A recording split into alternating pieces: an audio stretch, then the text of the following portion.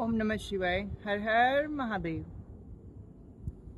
आज एक ऐसी बीमारी की बारे में बात करेंगे जो कि पृथ्वी पर 99.9% लोगों में जो है फैली हुई है। और ये इंसानों में ही नहीं, ये जानवरों में भी फैली हुई है। लगभग पृथ्वी के हर जीव में इस जो बीमारी ने है अपना घर बना लिया है। इस बीमारी का जो नाम है वो है ब्राइट ऑब्जेक्ट सिंड्रोम। यानी जब हम कोई भी चमकती हुई चीज देखते हैं उसको भोगने की इच्छा। अगर किसी का बड़ा घर देख लिया तो तुरंत ये इच्छा पैदा हो जाती है कि इसमें काश ये हमारा भी होता। या फिर कोई सुंदर स्त्री देख ली, किसी स्त्री ने कोई सुंदर पुरुष देख लिया, कोई गाड़ी, किसी भी इस तरह की चीजें जिसे देख के हमारे अंदर भीतर ये चाह पैदा होती है कि मैं इसको भोग लूं। या फिर कोई भी इस तरह का भोजन देख लिया कि काश मैं इसको खा लूं, काश ये मुझे मिल जाए।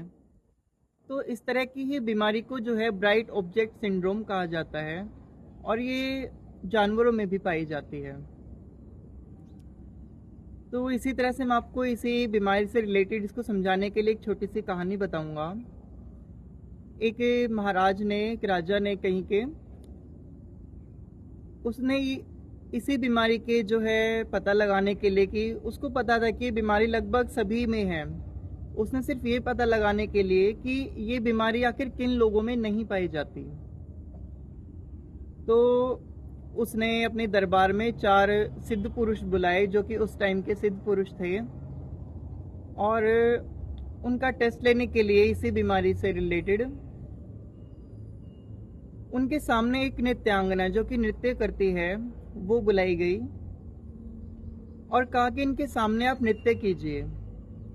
तो चारों को बैठाया, उनको भोजन कराया और फिर उनके सामने जो है वो नृत्यांगना आई, बहुत ही सुंदर थी। तो उसने नृत्य करना शुरू किया।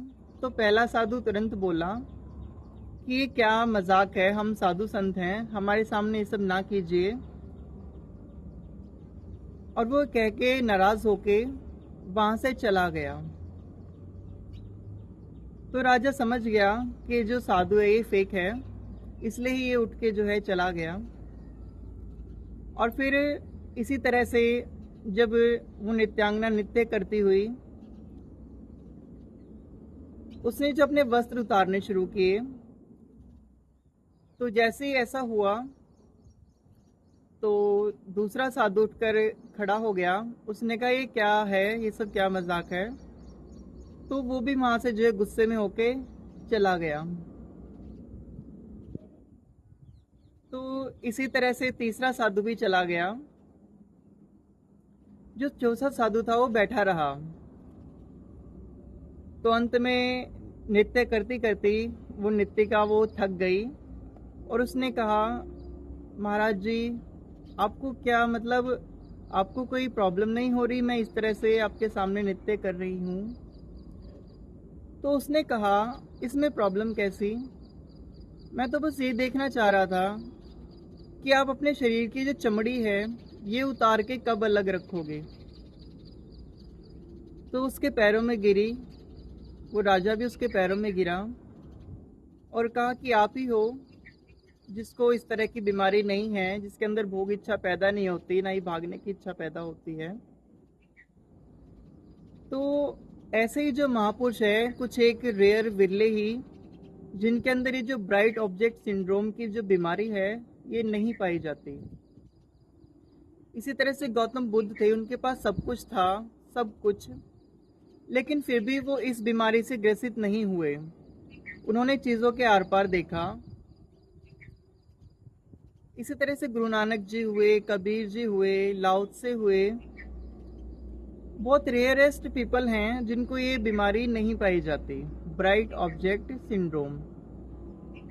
वरना हम कोई भी चीज देखें, हम पूरे दिन आंखें खुली ही रखते हैं, कभी इनको बंद करने का तो टाइम ही नहीं मिलता, ध्यान करने का सिवाय सोने के।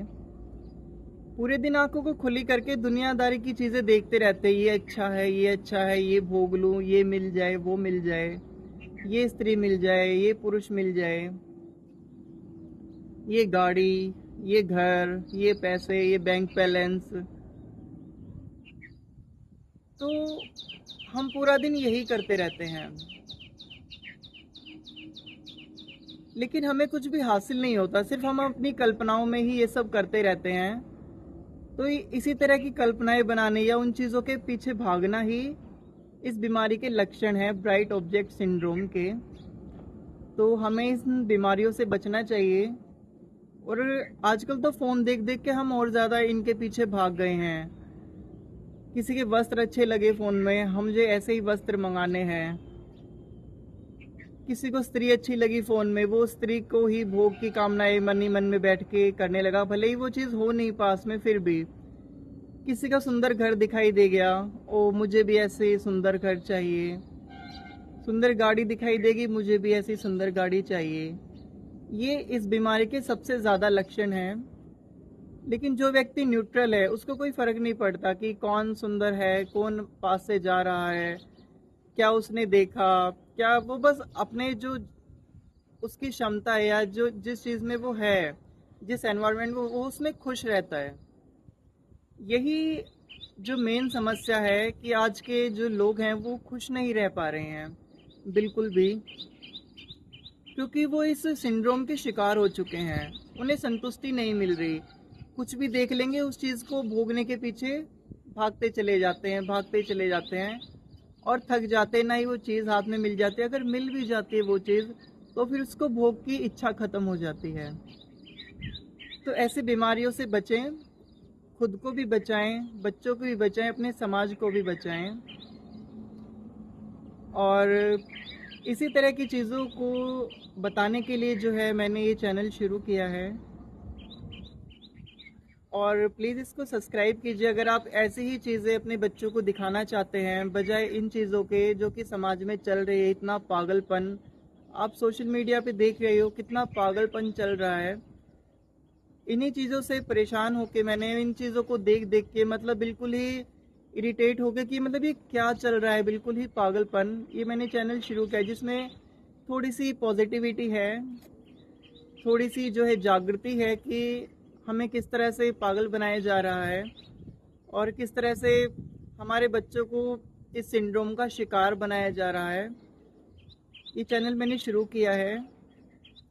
तो बजाय अपने बच्चों को पागलपन, अगर आप चाहते हो कि आपके बच्चे ये सब पागलपन ना देखें मोबाइल में, ये सब चीज़ें ना देखें और इन बीमारियों के शिकार ना हो, एक शांति भरा जीवन जी सके, सच्चाई भरा जीवन जी सके, प्रेम भरा, आनंद भरा, तो इस चैनल को प्लीज़ सब्सक्राइब कीजिए। मेरी छोटी सी कोशिश है, अगर आप लोगों का साथ मिलेगा तो ज़रूर ये एक दिन यूट्यूब पे सिर्फ और सिर्फ हर हर महादेव ही गूंजेगा और सिर्फ पॉजिटिविटी ही गूंजेगी बजाय इस पागलपन के। तो ये आपके हाथ में है, मैं तो सिर्फ कोशिश कर सकता हूँ और कोशिश करता रहूँगा इन चीज़ों से जगाने की, इस पागलपन से। ये कि थोड़ा साथ मिल जाता है, सपोर्ट मिल जाता है तो थोड़ा जल्दी चीज़ें हो जाती हैं।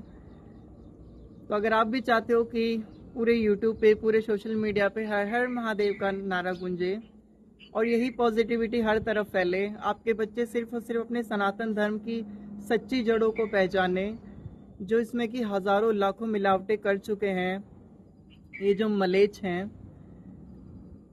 तो साथ दीजिए, आप भी इसी तरह की चीज़ों को जानिए, पढ़िए, इसी तरह की वीडियोस बनाइए जो कि सोशल मीडिया भी जो एक पॉजिटिविटी के रूप में हम जी सके जीवन, ना कि हर तरफ ही नेगेटिविटी और बस यही पागलपन और इसी सिंड्रोम को बढ़ाने वाली ही चीज़ें। तो यही था ब्राइट ऑब्जेक्ट सिंड्रोम। ओम नमः शिवाय, हर हर महादेव।